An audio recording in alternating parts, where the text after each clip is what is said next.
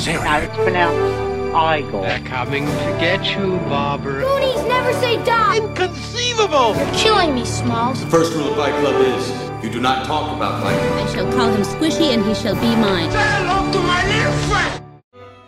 What better way to kick off the countdown than with one of the most inspirational films of the silent era, The Musketeers of Pig Alley. Of all the films that came out in 1912, I felt like this is the one that I had to talk about, only because it pioneered so many ideas for its time.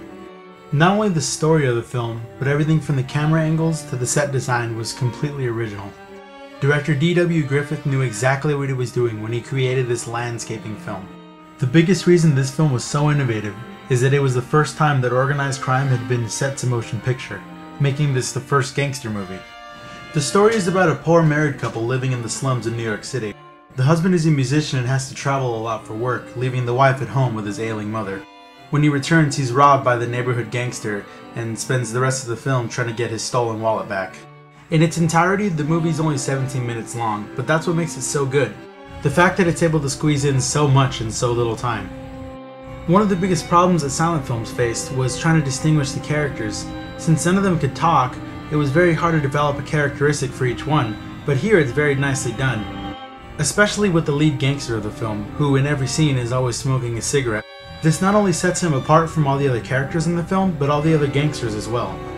I really like the cinematography here. In a lot of the shots there's a lot going on in the background and the foreground, so you can really get a sense of how dirty and crowded the city was, and the differences between the way it looked in daytime and at nighttime. This shot right here was also very original. It was the first time that it showed a character walking towards the camera and not necessarily being the center of attention, really giving the message that he's sneaking around and up to no good. This is actually a public domain film, which means you can go online and watch it at any time for free in its entirety. I know a lot of people get turned off by the idea of watching a silent film, but in reality it's not that bad. It's a cool part of cinematic history and is a good example of the magic that can be captured in motion picture.